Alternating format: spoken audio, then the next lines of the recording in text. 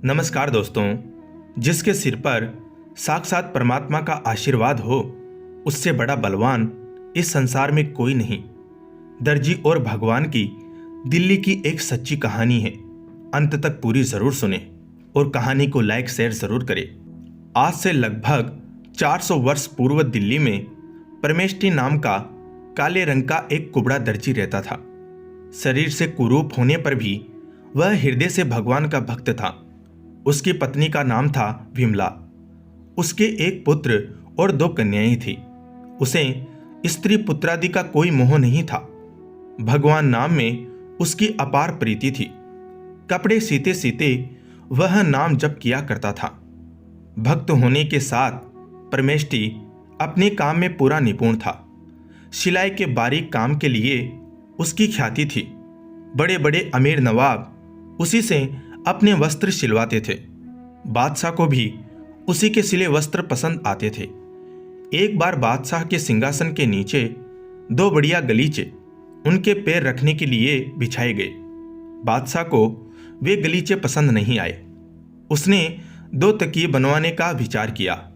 बहुमूल्य मखमल मंगाकर उस पर सोने के तारों के सहारे हीरे, माणिक, मोती जड़वाए गए। जड़ाऊ काम बादशाह को पसंद आया। परमेष्ठी को बुलवाकर बादशाह ने वह कपड़ा उन्हें दिया और उसके 2 तकिए बनाने का आदेश दिया। परमेष्ठी वह रतन जड़ित वस्त्र लेकर घर आ गए। घर आकर परमेष्ठी ने उस वस्त्र के 2 खोल बनाए। दोनों में इत्र से सुगंधित रुई भरी। तकियों के ऊपर रत्नों के बने फूल पत्ते जगमग करने लगे। इत्र की सुगंध से घर भर गया। ऐसे तकिए भला दर्जी अपने घर में कैसे रखे? वह उन्हें बादशाह के यहां ले जाने को उठ खड़ा हुआ। तकियों को उठाकर हाथ में लेते ही परमेष्ठी ने ध्यान से रत्नों की छटा देखी। उनके मन ने कहा, कितने सुंदर हैं ये तकिए। ये क्या एक सामान्य मनुष्य के योग्य हैं? इनके अधिकारी तो भगवान वासुदेव ही हैं। जैसे जैसे इत्र की सुगंध नाक में पहुंचने लगी, वैसे वैसे यह विचार और दृढ़ होने लगा। मन में द्वंद्व चलने लगा। वह कारीगरी किस काम की जो भगवान की सेवा में न लगे? परंतु मैं क्या करूं? तकिए तो बादशाह के हैं। मन के असमंजस ने ऐसा रूप लिया कि परमेष्ठी को पता ही न चला कि वह कहां है, क्या कर रहा है। उस दिन जगन्नाथपुरी में रथ यात्रा का महोत्सव था। परमेष्ठी एक बार जाकर रथ यात्रा का महोत्सव देख आया था। आज भावावेश में जैसे रथ यात्रा का वह प्रत्यक्ष दर्शन करने लगा। परमेष्ठी देख रहा है, श्री जगन्नाथ जी रथ पर विराजमान हैं। सहस्त्रों नर नारी रस्सी पकड़कर रथ को खींच रहे हैं, कहीं पीछे से ठेल रहे हैं।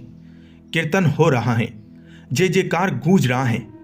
सेवक गण एक के बाद एक वस्त्र बिछाते जा रहे हैं। श्री जगन्नाथ जी एक वस्त्र से दूसरे वस्त्र पर पधारते हैं। सहसा रथ के कठिन आघात से जगन्नाथ जी के नीचे बिछाया हुआ वस्त्र फट गया। सेवक मंदिर में दूसरा वस्त्र लेने दौड़े, पर उन्हें देर होने लगी। परमेष्ठी से यह दृश्य देखा नहीं गया। उन्होंने शीघ्रता से 2 तकियों में से एक जगन्नाथ जी को अर्पण कर दिया। प्रभु ने उसे स्वीकार कर लिया। परमेष्ठी के आनंद का पार नहीं रहा। वह आनंद के मारे दोनों हाथ उठाकर नाचने लगा। परमेष्ठी ने स्वप्न नहीं देखा था। सचमुच रथ यात्रा में भगवान जगन्नाथ स्वामी के नीचे का एक वस्त्र फट गया था और पुजारियों ने देखा कि किसी भक्त ने रथ पर एक बहुमूल्य रतन जड़ित तकिया प्रभु को चढ़ा दिया है।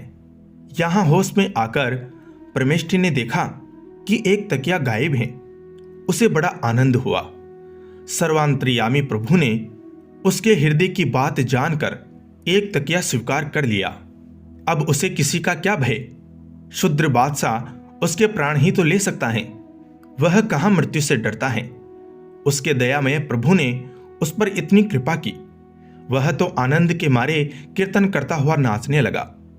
बादशाह के सिपाही उसे बुलाने आए। एक तकिया लेकर वह बादशाह के पास पहुंचा।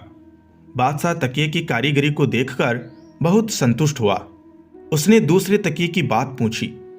परमेष्ठी ने निर्भयता पूर्वक कहा, उसे तो नीलाचल नाथ श्री जगन्नाथ स्वामी ने स्वीकार कर लिया। पहले तो बादशाह ने परिहास समझा। वह बार बार पूछने लगा। जब दर्जी ने यही बात अनेक बार कही तब बादशाह को क्रोध आ गया।